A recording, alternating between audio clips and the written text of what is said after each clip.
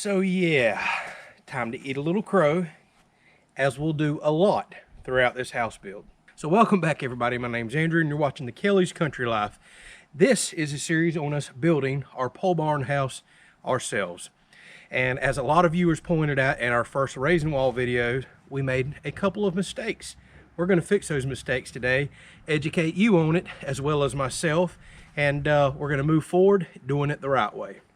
All right, so the first thing the viewers caught was, hey, whenever you raise these walls up, you didn't put any sort of sealant material beneath the bottom plate of the walls and the concrete. Honestly, I had thought about that a while back, but it's just slipped my mind and I went forward with it.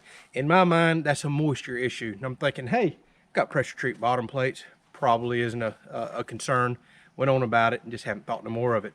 What I didn't also realize is sealing that bottom plate to the floor also helps with the efficiency of the home. You want to seal out any and all air leaks, insects, as well as create a moisture barrier right there. So that's what that seal does. I went to the store this morning, bought some of this foam weather stripping seal. I did a lot of research online and I got so confused I couldn't think straight. Some people claim use silicone, some people claim use caulk, some people claim those are the worst things you could use. Some people say use polyethylene type material, and then some people say use the foam weather stripping, which is probably the most common right here. However, there's a lot of people that absolutely hate this stuff. I didn't know what to think, so I just went to the hardware store, said, what do y'all recommend? What are people in here buying? And it's the foam seal. That's called a plate seal, S-I-L-L. It's called seal, S-E-A-L. Gets really confusing and tongue-tied. So I bought 150 or 200 feet of this material. This is what we'll put on the bottom of all of our 2x6s. They make a 5.5 inch material and a 3.5, depending on if you're doing 2x4 or 2x6 walls. So we're going to solve one problem. The other problem that a couple different viewers have brought up, and it's a really good point. I made my walls slightly over 8 foot on the inside because I'm thinking, hey, I'm gonna get 8 foot sheets of sheetrock, stand them up, and just do want them to fit. Well, a lot of people made it very clear that you want a lot more room than that. And what I didn't realize is whenever you put sheetrock up, you always do the ceiling first. Still not exactly sure why that is. Maybe so whenever you put the wall up, it's supporting the edge and lip of what's screwed to the ceiling in case it ever sags. Maybe just a theory. But if you put up 3/4 or 5/8 sheetrock, which we plan on putting the thicker stuff up on the ceiling, I feel like it helps with the waves that you can see. You automatically lose 3/4 of an inch right there. So I would be way under 8 foot doing 8 foot walls to the top plate. I was also told you want to leave a pretty large gap at the bottom for undulations in the floor. Concrete may look perfectly smooth. It is not. Not to mention your top rafters could have some bow in them, or even your top plates. So you want to leave yourself a lot of leeway.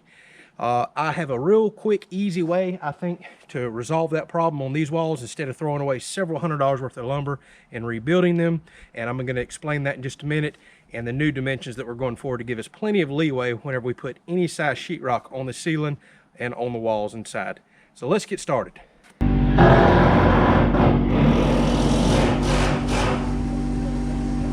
All right, so excuse all the noise. We're putting roofing on right now. I've got contractors here. But I wanted to show y'all something. This is the part of the job I was dreading. I'll talk to y'all in a minute. This is the part of the job I was dreading. Nails driven, some of them sunk way into the lumber. How was I gonna get these out? Taking bolts and screws out, no problem. That takes a few seconds. But I was dreading getting down in there. This contractor's here right now, awesome guy. Just showed me a tool that I'm gonna show y'all. I've already ordered one and can't wait to get it in. Watch how easy it is to remove these nails. So this here is called a cat's paw, I've noticed online, but this is the end I'm really excited about. It's called a molding puller. It's basically a small crowbar. I have ordered one with this tip on both ends because I think it'd be awesome for getting in tight places. But that design right there, I've never had one of these tools. It sinks into the wood so easy, doesn't damage much, and gets the nail right out. Watch this.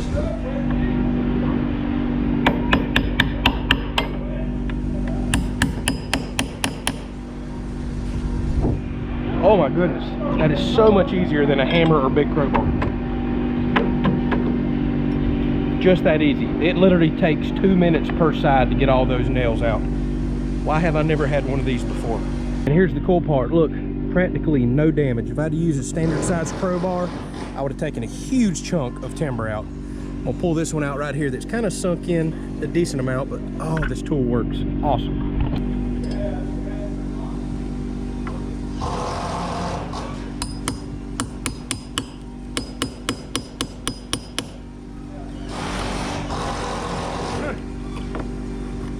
So easy.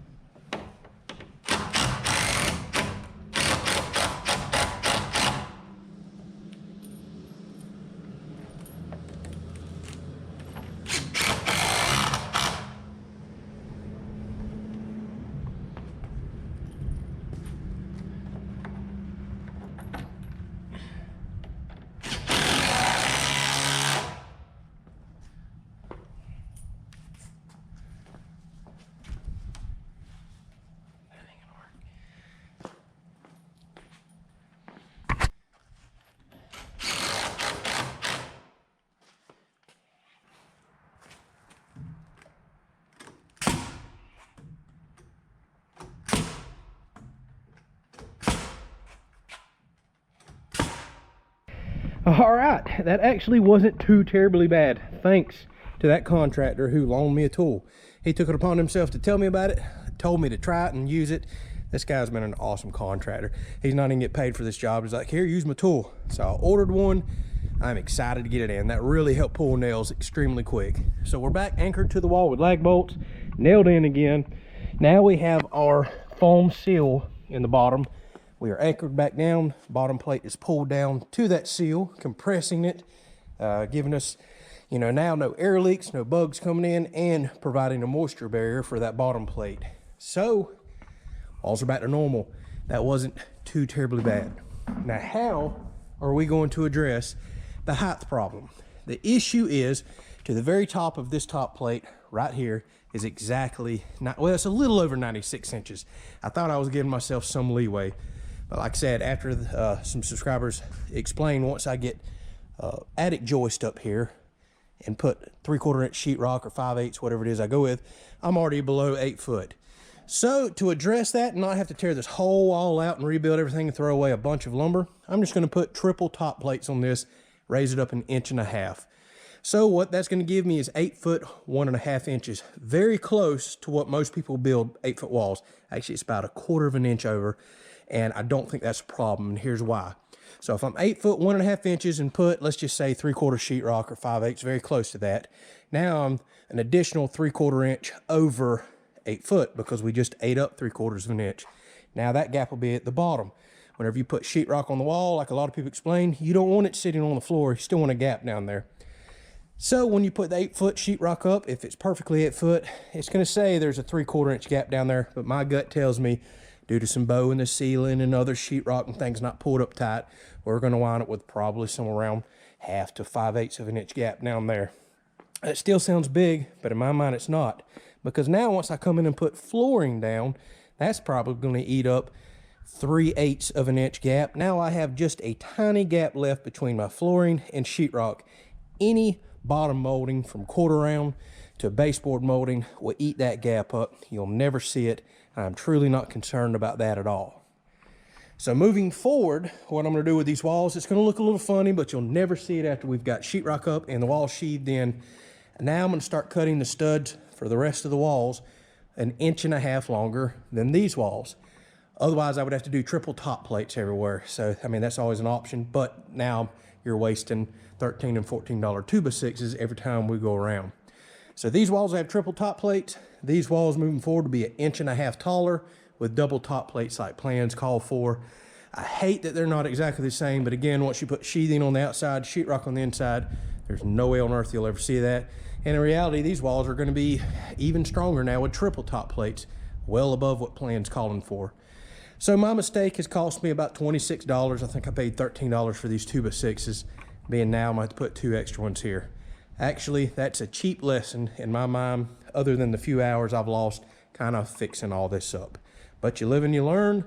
We're still going to save a ton of money building this thing ourselves. And thank y'all for catching that.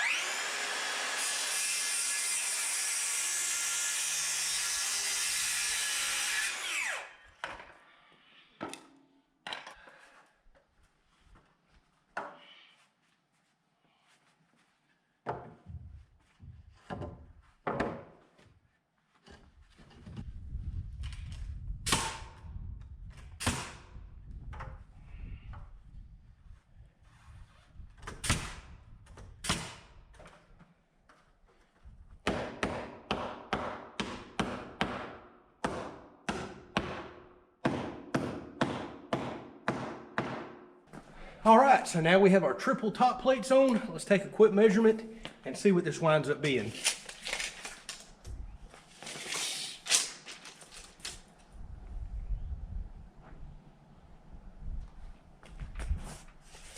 Huh.